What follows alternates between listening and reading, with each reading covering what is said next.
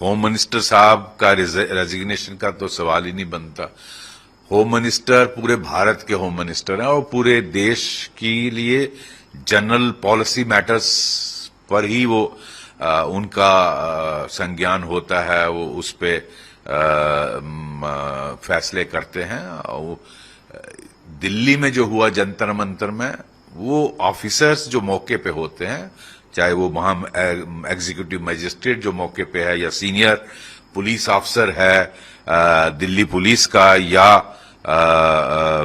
RAF का, जो वो डिसाइड करते हैं कि कौन सी फोर्स, उसका क्या क्वांटम होगा और वाटर कैनन यूज करना है, टेयर गैस यूज करनी है, लाठी चार्ज यूज करनी है या चिल्ली ग्रेनेड यूज करना है या what ever kind of force use करनी है।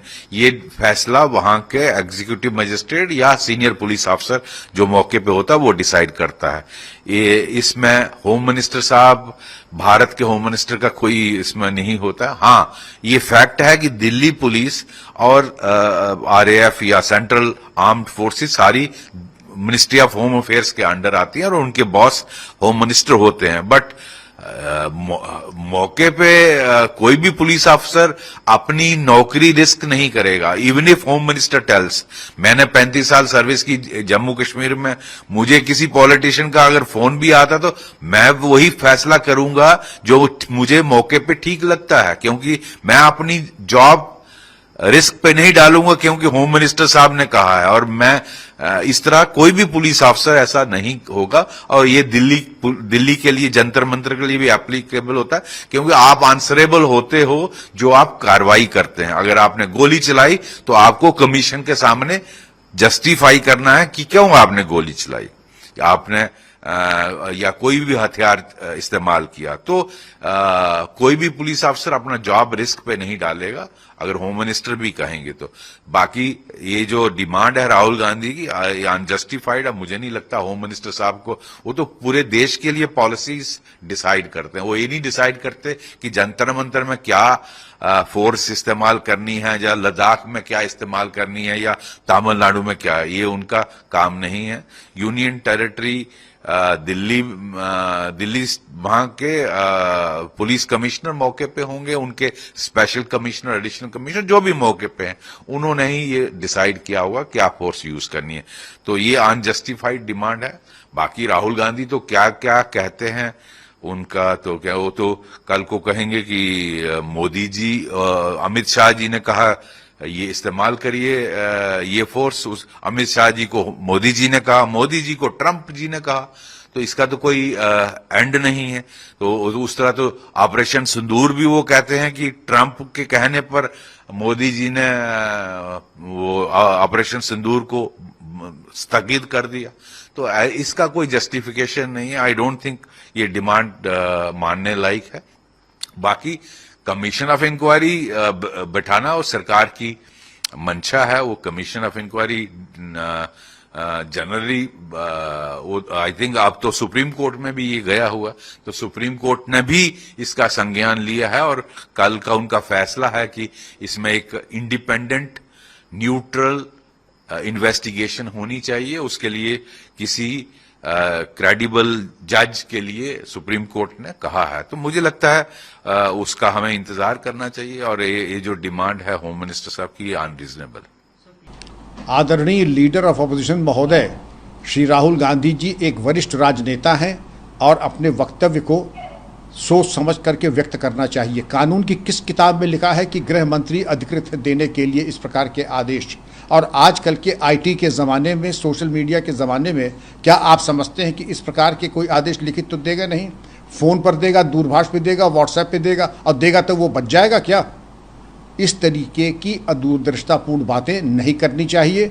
कानूनी पहलू समझ लेना चाहिए। कानूनी पहलू जो है धारा 148, 149, 150, धारा 43 भारतीय नागरिक सुरक्षा संहिता में समाहित हैं। कृपया उनको एक बार देखने का कष्ट करें और सारी चीज़ें स्पष्ट हो जाएंगी। ये कल्पना शक्ति की उड़ान से और कोरे आरोपों से ज़्यादा कुछ भी नहीं है। अगर बात करें अगर लाठीचार्ज होती है तो लोग जानना चाहते हैं कि क्या कुछ मीटिंग होती है, किसके आदेशों पर होता है या क्या बात रखी ये बिल्कुल स्पष्ट है कि जो वरिष्ठतम वहाँ पर आपका मजिस्ट्रेट होगा वो मजिस्ट्रेट नहीं है, तो दिल्ली में मजिस्ट्रेट के अभाव में जो डीसीपी हैं उनके मजिस्ट्रियल पावर हैं और वो दे सकते हैं, वरना उपनिरीक्षक और उनसे वरिष्ठ अधिकारी बल प्रयोग के आदेश देने के लिए सक्षम और समर्थ हैं। राहुल गांधी ने ये भी कहा कि सारी चीजें जो है एचएम से पूछ के ही की जा रही है। क्या मैं इसके समझता ऊपर हूं कि लिंक होते हैं पुलिस अब के? बिल्कुल नहीं होते हैं, ये बिल्कुल कपोल कल्पित और जिसको अंग्रेजी में कहते हैं वाइल्ड एलिगेशन, ये बिल्कुल ही अनर्गल आरोप है जिनमें कोई सार नहीं है, बलहीन आरोप है।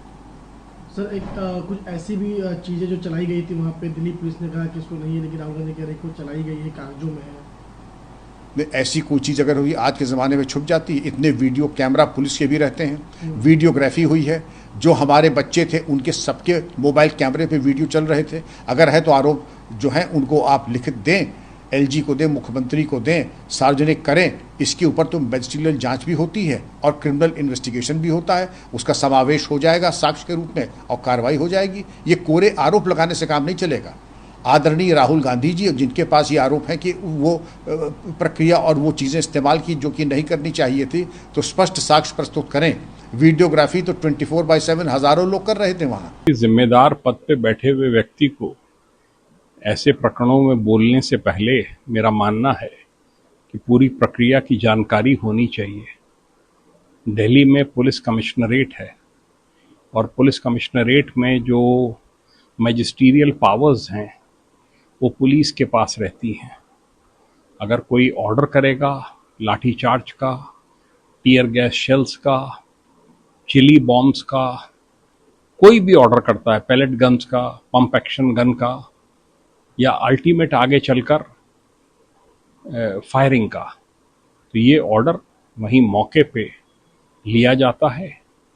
जो भी पैरामिलिट्री फोर्सेस हैं जो इस ऑर्डर को इम्प्लीमेंट करते हैं वो इन राइटिंग ऑर्डर मांगते हैं अधिकारी से, उनके पास प्रोफॉर्मा रहता है, वो तुरंत पहले उस पर साइन करा लेते हैं और साइन कराने के बाद, जैसे यूपी में जब ये कहीं कोई लॉ एंड ऑर्डर प्रॉब्लम होती थी तो जो भी पैरामिलिट्री फोर्सेस लगी होती थी वो संबंधित मजिस्ट्रेट से इन राइटिंग ले लेते थे कि आप दे दीजिए कि हम परमिशन दे रहे हैं, उसी के बाद बल का प्रयोग होता था।